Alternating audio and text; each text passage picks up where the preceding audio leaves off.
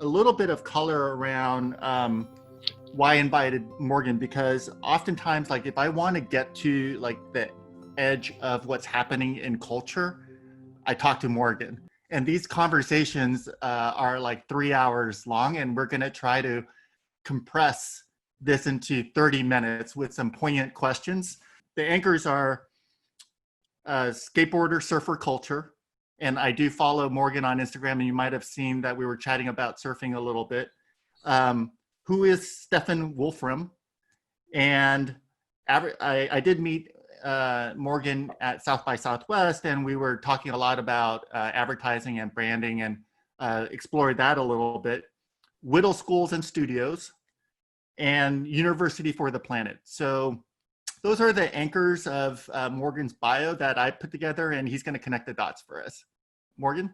Yeah, cool. Thanks, Anthony. And so nice to see everyone here.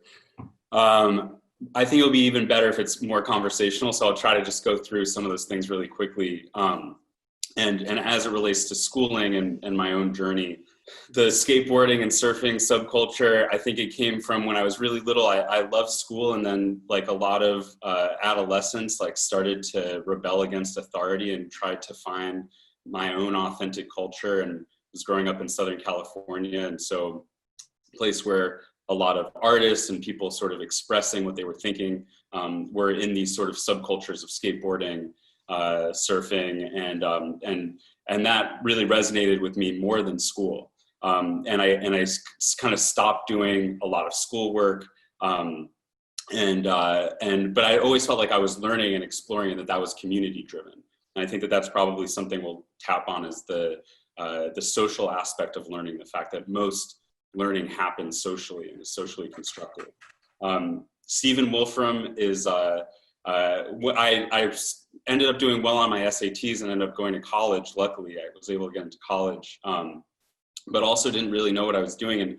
And I started to kind of like investigate these bigger questions behind that. So Stephen Wolfram is a mathematician. He builds a program called Mathematica. Actually, I bet a lot of your students might use Wolfram Alpha as a way of sort of cheating on their math homework. I worked at his think tank, looking at the operating principles of nature, learning this advanced mathematics, and that's what I ended up going back to school to study, is complex systems. And I ended up working with Steve and starting a company that was really similar to Cambridge Analytica, because we wanted to understand how culture operated and to see if there was a way of understanding people's interests beyond their demographics. But what are the things that people are interested in? What are the pathways for that interest, with this idea that that the depth of knowledge could be facilitated by knowing what sort of things you're attracted to, and giving you sort of ways to begin in that space, and then go deeper. Eventually, I worked at a place called Omnicom, which is a really big media conglomerate. And so at Omnicom, we figured out how to bring these sort of big brands like GE or Google, how they could reach new audiences on new platforms. And then lastly, Whittle School Studios, I was the chief product officer there for about 4.5 years. And my job there was to understand what's happening at the edge of human learning and development and create a cohesive experience. We had a saying that curriculum was everything that a child experienced, meaning that learning is something that's happening socially, it's happening in space. How you greet and connect with a child is equally as important as what it is that you're teaching. And then actually the last thing that Anthony brought up, that just to connect the dots, and I think we can go into conversation, is University for the Planet is what I'm starting to work on now, u4p.org. The idea is that we should start designing for human potential and planetary well-being. And that's similar to the design thinking methodology that was really popularized by IDEO. And now there's this place called the D School at Stanford that has a design process around thinking through what their consumer experience will be. This is about designing for what sort of potential do we all have latent within us, with the idea that most of the products and services and systems that we're interacting with don't maximize our human potential. They're not thinking about how can this person learn, grow, contribute to a community, gain stronger community bonds, and that figuring out how to do that, and how to do that in conjunction with how the planet operates is something that's necessary for us to further as a society. So that's what U4P is doing. I try to research Stephen Wolfram a little bit, and there's a lot of stuff around like computational thinking. So Yeah. can you just describe a little bit more like what that actually is and why that's been important in your work? The most important thing with computational thinking or systems thinking, and this is, Stephen's in this field, but as Anthony mentioned, a lot of people are in this space. You try to understand things by breaking them down into smaller and smaller pieces. So Stephen has a book called A New Type of Science. And really the premise of that book is that sciences in the past have reduced things down to smaller components. So if you wanted to understand the brain, it'd be like, let's understand the neuron, the synapses, the protons, the electrons. Let's understand what they're doing chemically, physically, how they're, what the physics and chemistry behind each one of these things are. And once you break down the brain into these smaller component parts, all of the things that are really interesting to us, like how are you learn? Let's take the learning process. You know, what does learning look like? What does emotion look like? Where do you store your memory? Any of these things, they're not answered by by breaking it down into their reduced components. They're understood by creating a network of these things and understanding how they operate together and what the system dynamics are. Then if you think about organizations and organizational structures, we operate with these hierarchies. Even when we build things, we build them with these, usually using Euclidean geometries. You can kind of tell this is my smartphone. You can kind of tell a man-made object when you see it. And the future is really more about understanding things programmatically. So this idea of printing organs or even horticulture and how you grow things organically. How can we take that process of organic growth that's been evolved over a billion years? How can we start to apply those principles, understand those principles scientifically, and then build with those principles to create things that are more organic, whether that's a community structure or something that we're using. You talk about kind of the organic systems that you worked on through Stephen Wolfram, and it feels like your career path was also organic. And in some ways, like I think the industry glamorizes people that have had non-traditional career paths. They're like, oh, this guy was X and then now he's Y. And so I just love to hear a little bit around like how your career path has like got shaped. When we were building Whittle School Studios, we were thinking our school educated children ages 3, from nursery school until when you go to college. And there's this question like, if you're taking a 3-year-old into your care and you have to educate them, you have to look at what does the world look like in 20 years, 2 decades from today when they're getting a job. And there's a lot of reports. McKinsey has these reports. The government of Singapore has put together a really interesting report on the future of what work looks like. Truth is that no one totally knows, but it's the sort of incumbent responsibility of the school to think about what that world looks like. You think about what AI is so capable of. It's capable of replicating things in a known universe of actions. And I think that my career path has really been shaped by these much bigger questions that I didn't know the answer to. And I think it's really important that whenever you're going into creating something for people, this idea that hopefully if it's really worth doing, it hasn't exactly been done before. And I'm not discrediting all the fields that make up a body of knowledge that we're now operating at.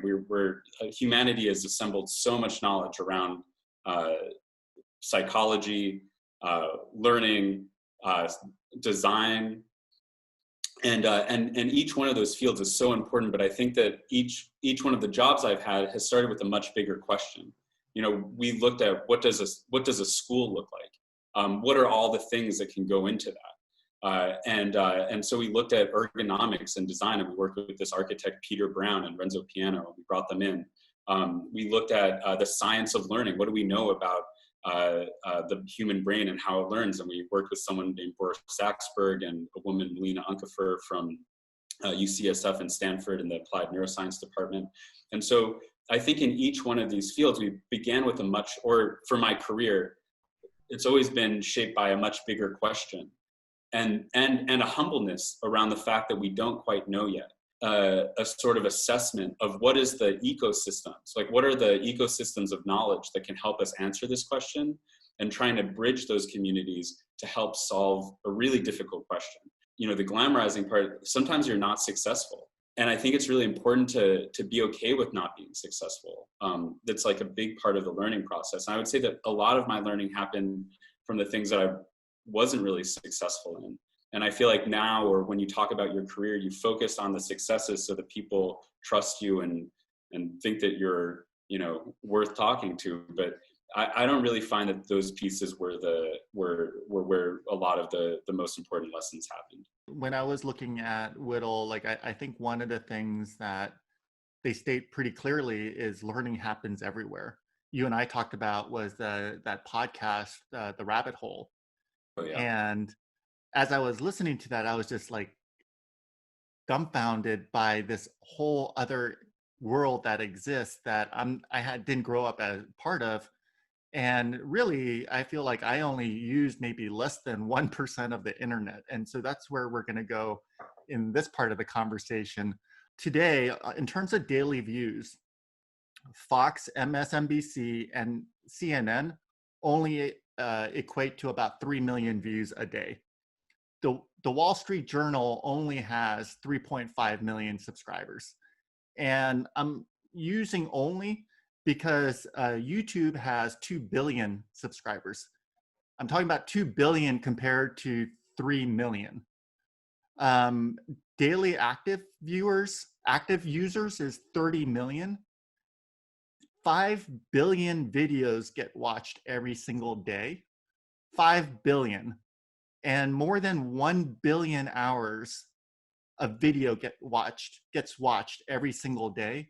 And 1 billion hours is equivalent to 114,000 years a day. So when you think about that magnitude, and there's people like Joe Rogan, who has a podcast, very popular podcast with 8 million subscribers alone and 190 million downloads a month. And so when we talk about learning happens everywhere, I think we often just ignore the internet. And I know that when I was younger, I'm 50 now, but when I was in school, like 40 years ago, I was taught to use the library.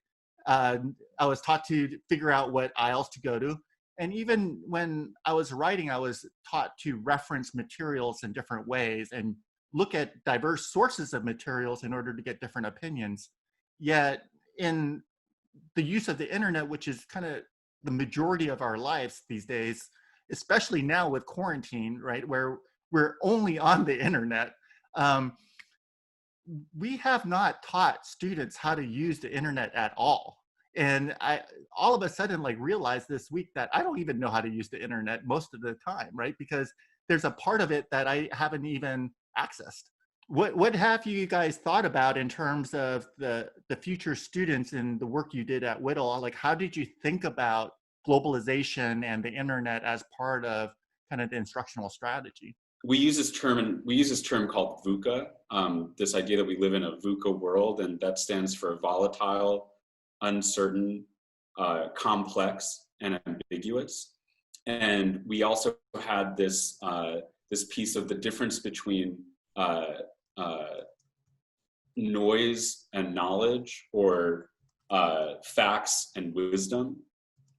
And what you're talking about is this, wild propagation of information that's available to anyone, anywhere.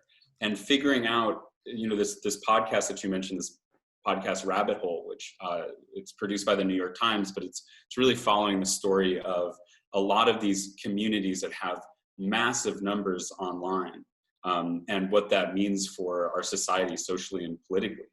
How do you navigate something that's new and unknown? And how do you start to distinguish between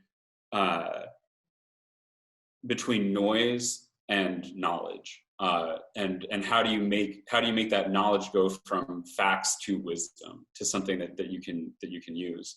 And so we had digital literacy is a big part of the curriculum. You know, another thing that Rabbit Hole talks about are these algorithms, and YouTube's algorithm. But what really the big change happened when YouTube changed their algorithm to be time spent on site. And once they changed their algorithm to be time spent on site, it started to recommend videos that people would spend hours with. How to start to combat the algorithm and to understand the algorithm, I think, is a huge part of digital literacy. Why are you being recommended this? What bubble are you living in? You always want to find a counterpoint to what it is that you believe, and really question it and question the facts and understand where the sources are. Those pieces are part of our digital literacy program. So part of it is this very forward thinking, what is the algorithm? Can you understand and decode the algorithm? But also some of these more traditional pieces of creating knowledge, like how do you create knowledge that come from, you know, pre-internet days are still relevant today. You know, like what does this actually mean for educators? And I think you were scratching the surface a little bit, but I guess I feel like, you know, I was just surprised by the stats of like somebody watching video games, right? There's 104 million subscribers that this guy has, where they're just watching him play video games, but it's beyond that. It's like 3 hours of commentary. Yeah, PewDiePie. And so when I think about education, and to your point, students are learning everywhere, right? It's not just in the classroom, and it's not just with the teacher. And so what role did you guys think about the teacher having when all of their like mental cognition is getting consumed in 3-hour chat sessions playing a video game? Like, how did you guys think about like drawing their attention back into the curricula? We thought about it more as a process, as opposed to like a mandate. And what I mean by that is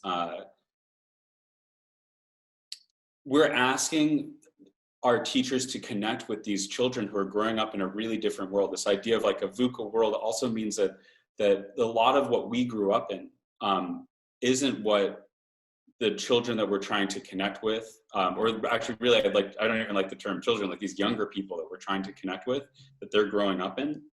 And I think that we had a term that we were trying to shift from being a teacher to a Sherpa.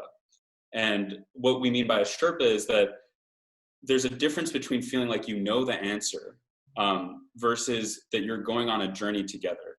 You know, so a Sherpa is along with this person who hasn't had the experience of summiting the mountain yet, but they're going along with you. They're not saying, oh, I've been there, and describing out what the summit looks like and what it took to get there.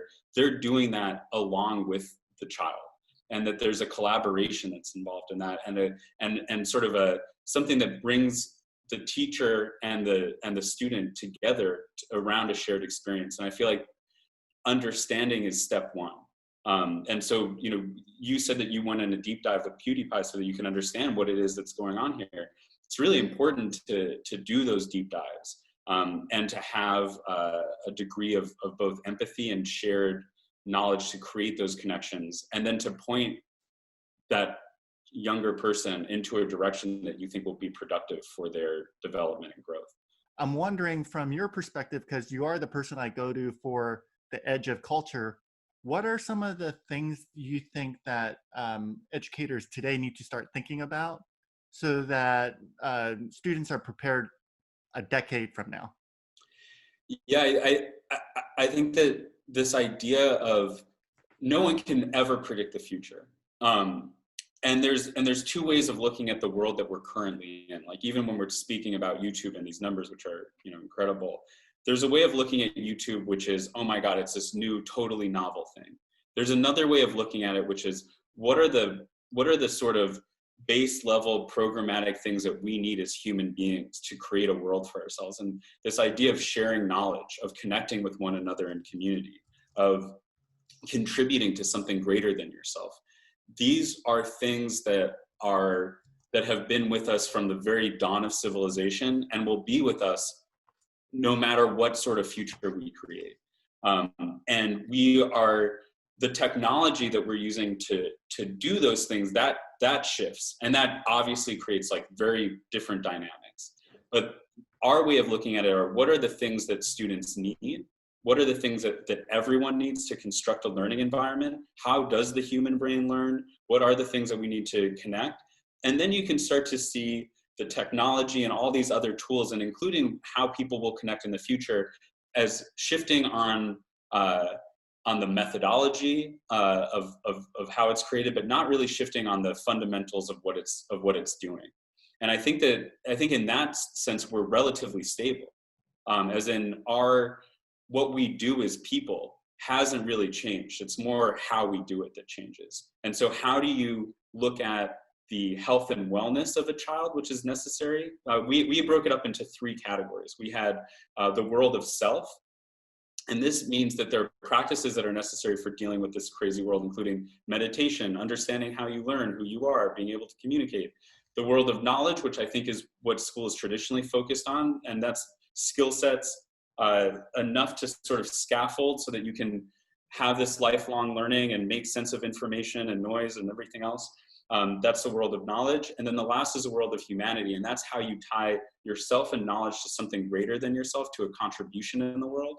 And that working on all of those axes at the same time, those 3 axes at the same time, in the way that we construct school environments, and thinking of the paradigms of what are the base level human needs, and designing from that perspective. I think that will always remain relevant.